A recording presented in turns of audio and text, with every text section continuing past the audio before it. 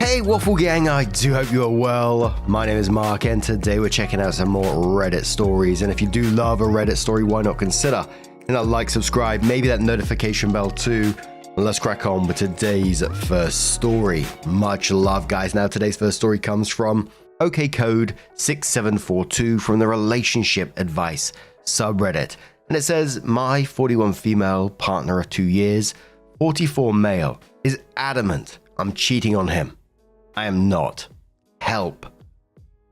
Just a bit of context. We've been together for 2 years. He has 2 kids. I have 1 kid.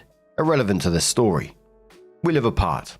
I bought a home a few months before we started dating and are together only when our kids are with their other parent. He's the guy that has treated me the best of all my relationships and I love him dearly. I'm a chronically anxious and stressed person and he's absolutely my peace. But today, he sucker punched me with this. He's absolutely convinced I'm cheating on him. The reason he suddenly started thinking this is because 2 days ago, I wanted to show him something on my phone. There was an irrelevant tab opened. My Hotmail account that is full of spam. Had this account for the past 24 years, but mostly used my Gmail. He saw quickly in passing that there was a folder with a man's name. Let's say James. I don't remember the purpose of this folder. It's empty. Haven't touched it in 15 years. No idea why it exists. It was probably useful at some point, but no idea. Well, now he's convinced that 1. I closed the tab too quick. 2. I was acting weird and nervous and suspicious. 3. This means I've cheated or I am actively cheating. That's his perspective. Now, on to the actual truth. I'm absolutely not cheating on him. He's the man of my dreams, love of my life. I've never ever given him a reason to even suspect I'm cheating. I spend 1 entire week with him at his place, never hid my phone, anything like that. When I'm at my house, it means I'm with my kiddo and my time is 100% devoted to her. I also work a lot. There's not a single second in my life where I would have time to devote to any other person, even through email.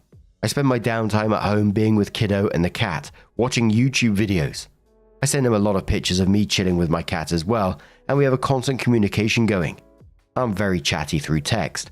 Anyways, at first I was super pissed and also confused. Why on earth would you not trust me? What is happening? No matter what I say, he says I don't make any sense whatsoever, and he's adding 1 + 1, and to him, the answer is 2. I keep telling him that he's the one not making any sense. We're back and forth on the texting. He doesn't even want to speak over the phone or come over to talk about it. I've sent him numerous screenshots of my email with unopened emails that go back more than a year. I've sent screenshots of me typing the keyword James in the email and nothing coming up. I've shown him the completely empty sent folder, which to me is weird. I've sent numerous emails over the years. Why is it empty? And I've also given him the login and password so he can look for himself. I've accumulated a lot of junk in that email over the many years I've had it, but rarely use it now. It's just a receptacle of all my Amazon orders, my McDonald's app receipts, and various spam emails. I'm pissed he doesn't trust me. He says he needs time to think. I'm stuck in a loop of pissed, confused, and sad. What's going on? Help. Now there's a whole bunch of things that's obviously jumping out on this, him being fixated on a split second glimpse of an empty email folder from 15 years ago. Even though you sent him pictures or videos of you opening it and showing him that there's nothing there, he's accusing you of acting weird when you were just showing him something on your phone. And then he's refusing to talk in person or on the phone, keeping you anxiously defending yourself all the time. And he's still suspicious even after you gave him complete access to your email. And then I think, the I need time to think is a tactic from him. He's keeping you waiting, keeping you anxious, and keeping you defending yourself. It's something we've seen in various stories in different forms as well. But the fact that this came out of nowhere after 2 years, there could be several things. Obviously, and I imagine a lot of people would say this, the projection of his own infidelity, which again, how many times have we seen that in these stories? Escalating, controlling behavior, like he's comfortable now and he feels secure, and now he can start, showing those behaviors a bit more. Someone asked OP, Is this incredibly out of character for him? Or has he always been a bit jealous and suspicious? Could he be the one cheating and projecting? Opie said this is wildly out of character. I'm unsure if he would be projecting his own cheating. Anything is possible, but I'd hope not. I don't believe so. He's high libido and we have sex daily. When we're together, which is every other week, except when one of us is sick. I give him everything he needs in that department, and all the other departments as well. We take good care of each other typically. Another commenter says, I hear so many stories about stuff like this happening on Reddit. I feel like most people will say he's projecting and he's the one cheating and just trying to push the blame onto you. You're the only one outside of him who truly knows this relationship. Has there been anything else going on in the relationship as of late? Opie says nothing. Everything is fine. We're great. We have excellent communication. We talk through things. Never had a fight. Never scream at each other. We're very loving physically, but we can also coexist quietly in the same space doing our own thing. It's truly, truly amazing typically. This is completely bonkers to me right now. Then OP clarifies. I told him I understood where he was coming from, and I'm willing to work through this with him. He has full access to everything he ever wants, whatever he wants. I've shown myself to be trustworthy to a fault. When I say haven't touched, I'm not sure if it's a translation thing. I just mean I've not used it as my primary email in a very long time, and the email is only used as an inbox for receipts and useless crap. I've absolutely got one of those email inboxes as well. I think it's got like over 20-odd thousand emails in it, but I don't want to delete it either, just in case there's something important in there. But sometime later, OP did come in with her update and said, so it did not end well. After 48 hours of back and forth through text, because he refused to even speak to me over the phone or face to face, and me giving him my password so he can go check for himself that nothing was fucky, he still wouldn't back down. At this point, his behavior was concerning, and I thought he may have a mental episode going on. It was getting too much. He was texting me all hours of the night trying to make sense of something that doesn't make sense in the first place. So I blocked him. When he realized that, he sent me emails at my work email, asking me to check my Hotmail, which had nothing different in it. When I blocked his email, he decided to message my best friend, telling her, if I can't talk to her, I'll go through you instead. My friend has literally nothing to do whatsoever with this whole thing. She never replied and is sticking with me because she's also seeing how crazy he's acting. So I thought that was that. Yesterday at work, I was visibly sad and distressed, and my whole team hugged me, offered support, and had lunch with my other good friend and colleague. So the day goes by. I get off work at 4. I'm walking to my car in the parking lot, flanked by 2 colleagues, and I'm kind of explaining the whole story. They go to one of the girls' car because they carpool. I walk towards my own car, which is parked 2 rows away. I hear a loud man's voice behind me. I turn around, and it's him. He's walking very quickly towards me and still talking nonsense about emails. I hold my hands up and say, I'm not doing this with you right now, all the while calculating whether I'm safe to go to my car. He was screaming at me that I was a bunch of slurs, and I've never seen him like this before at all. A little energy pushed me to turn around and go to my colleague's car. At this point, I'm shaking and scared. I entered her car and start hyperventilating. They're like, we'll drive you home. He was about 6 feet from the car, hate in his eyes, motioning me to get out of the car. We drove off. I kept apologizing to them, crying and looking behind us the whole trip to make sure he wasn't following. When I came home, my mother was there. I broke down and she called the cops. A nice officer told me over the phone, I've got nothing else going on right now. You're my priority and I'm coming to you as soon as I can. He came to my home, took my deposition, was extremely patient and understanding, explained everything that he was going to do after. My ex was placed under arrest for criminal harassment with certain conditions to follow.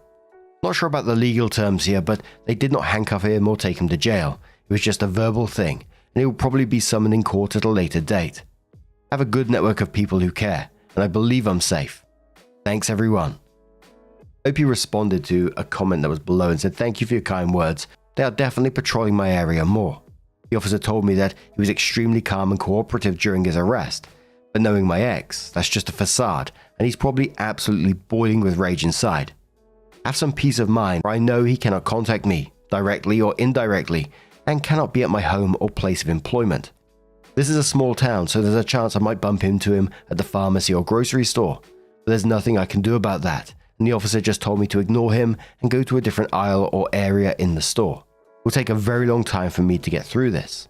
I'm a slow healer, but time heals all wounds, does it not? Someone says to OP, just because they have mental health issues, clearly here, it doesn't mean you have to feel 1 ounce of sympathy or guilt, because whatever is going on, it destroyed any chance of them being allowed in your life anymore. OP says, thank you. I needed to hear this. I'm angry at him, but sometimes during the day, I have small bouts of thoughts like, did I overreact? Am I being too harsh with having him arrested? And I have huge regrets about it. But then I realize, hey, the actual officer of the law told me he had enough motive to literally arrest him. So I'm doing the right thing. Someone asks, is it a brain tumor? Yep, some tumors can change a person's personality drastically. Sadly, this isn't the case here. He's a drug addict and uses multiple times a day, which leads me to think that's where his little mental episode stemmed from. Commodore says, and quotes, but no, my ex, that's just a facade. He's probably absolutely boiling with rage inside. And says, can you talk about this a little more? In your original post, you describe him only using positive traits. But if you know he's probably absolutely boiling with rage inside, that speaks to you knowing he has a temper. I'm not asking to be snarky, but it may be helpful to see if his behavior is not as out of character as you initially thought. Opie says, I understand what you mean. Yes, he did have a temper, but never ever directly at me personally. Usually be mad at the mother of his children for mishandling a situation regarding the kids, and would go on a rant about how much of a see you next Tuesday she is. But towards me, the sweetest guy there ever was.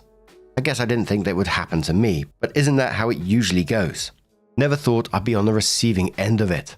In the same post, OP posts a mini update and says, edit. I just had a 2-hour conversation with his ex. Let's call her Jess. Not the mother of his kids, but the girl he dated between the kid's mother and me. A very interesting conversation. She's lived exactly the same situation as me, minus the calling the cops. She told me he was ultra controlling, physically and verbally abusive to his 2 sons, a bad drug habit, an unhealthy/borderline inappropriate relationship with the mother of his children, and he was psychologically and sexually abusive towards Jess. She told me he used to put her on a pedestal, same as me, but he had a lot of behavior problems that I've noticed but chose to ignore just because I loved him so much. I hope he gets the help he needs.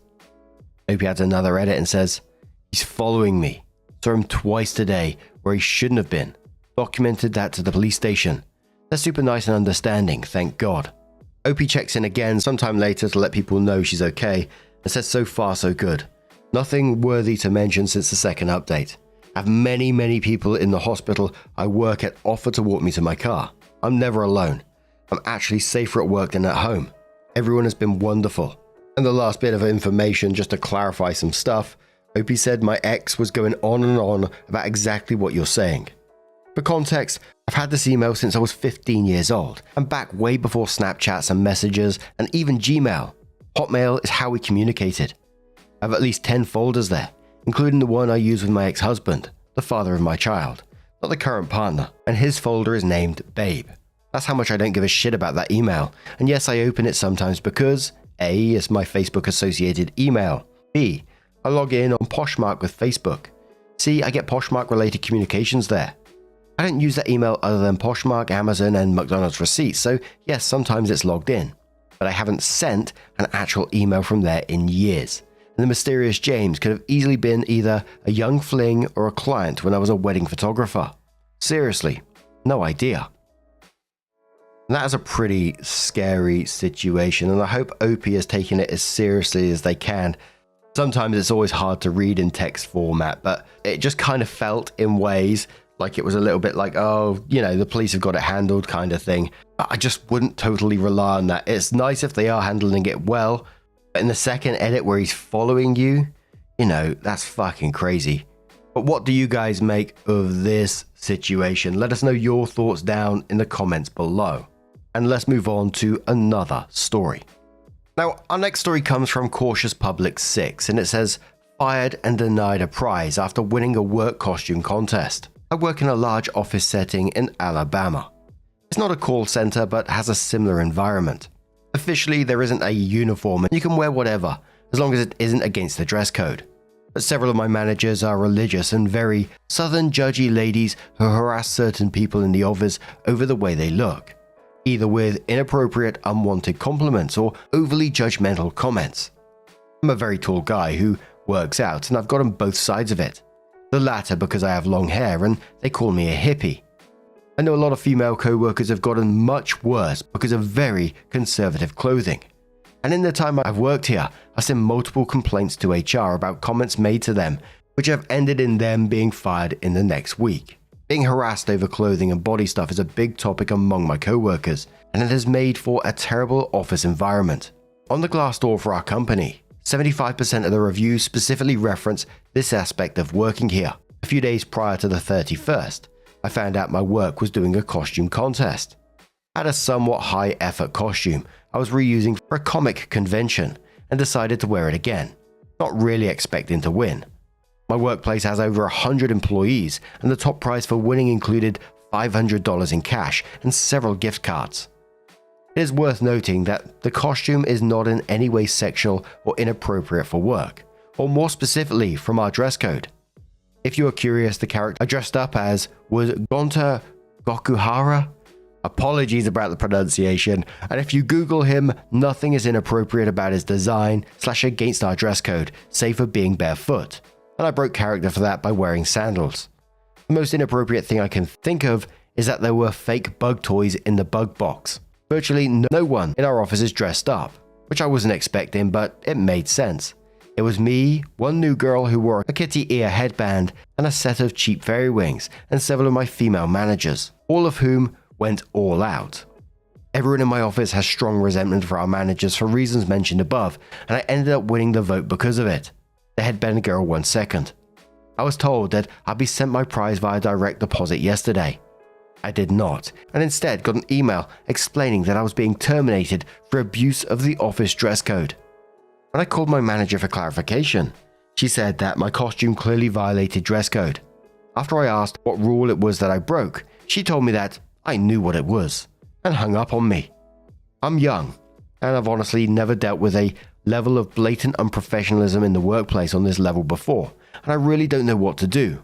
Do I have rights on this? They can't seriously do that, right? Marzi D says, it's shitty and unfair. Unfortunately, shitty and unfair is legal. They can fire you for not following the dress code, and they can fire you for following the dress code. The $500 prize is yours, and they need to pay up. You should also be eligible for unemployment since this is not actually a cause for termination as far as unemployment is concerned. Nukedom says, for reference, the character is a guy in a suit and a tie. Half Awake says, at-will hiring standards mean you can be fired for any reason at all. Think of it like you're a kid visiting a friend. The friend's parents own their house and can send you home at any time for any reason. The only difference between this scenario and real life is that you do have a few protections in the workplace, based on protected categories. The Way Baseball Go says, here's a representation of the character for all those interested. And the picture is of like a anime type guy, like was said before, in a suit, with like a bug box around him, super long hair, looks like a businessman catching butterflies basically. And the commenter said the same, it's a character in a suit and a tie with long hair carrying a butterfly net, which OP may or may not have even had with the costume. OP came in with our update and said Alabama. Well, my problem essentially ended up closing itself out within a day. I had initially planned on writing this last night, but got sucked into a web novel. Worm. Really good stuff, which made me forget about it.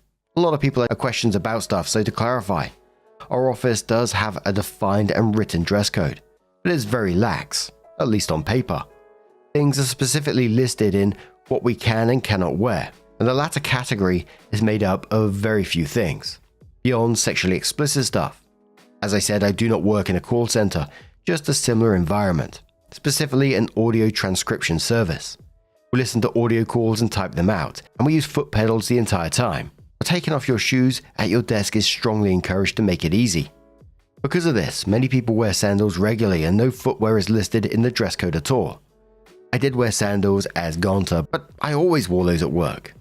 If you brought dress shoes or heels to my job and wore them, I actually think it would make it impossible. If not, give you an injury. And my suit actually stood out quite a bit because basically no guys dressed that formally ever. I did have the butterfly net, not a hammer as some people said. Gonta's not that kind of guy, but one of my managers had a real looking chainsaw, so I don't think this is valid. I told them my name was Gonta and explained the character a bit, but don't think my managers or anyone looked it up and saw Killing Game as several people had guessed. In the email ranking thing I got, I was listed as Happy Bug Scientist, so I severely doubt this is what happened. Very soon after my initial post, a friend I told about what happened had his father call me, a guy who owns a mid-sized business in another part of town. We spoke for a while about what happened and my prior experiences, and he ended hiring me. It's a much nicer and considerably better well-paying job than my last one, and my bosses don't seem to be crazy, so I'm happy. Glassdoor reviews aren't scary either. I was still a bit salty over the $500, and I had planned on maybe finding out if there was a way to report them for holding a fraudulent contest or something, even if I had a little recourse on the job. But one of my managers actually ended up passing away after a car accident Saturday, and another who was with her in the hospital under critical condition, last I'm told, and has apparently suffered some brain damage. Obviously, I wasn't on good terms with them, but I didn't want that to happen. Pursuing the money at this point seems in bad taste, so I've decided to let it go. She wasn't nice to me, but hopefully my second manager ends up being as fine as she can, given the circumstances. Thank you again for the legal advice and empathy. Help me through this, even if things just sort of ended up happening themselves. Workers' rights do seem to be pretty screwed up in this country though. Lol. Holy moly. Now, I'm going to turn this one to you guys. What do you guys make of this situation? How would you have dealt with that at the end? I think I would have went down OP's route, but let us know your thoughts down in the comments below. And just a huge thank you for being here today, getting involved in the stories, your love, your support, your time. It always means the absolute world to me. So thank you so much. And hopefully I'll see you in the next one. Take care and much love.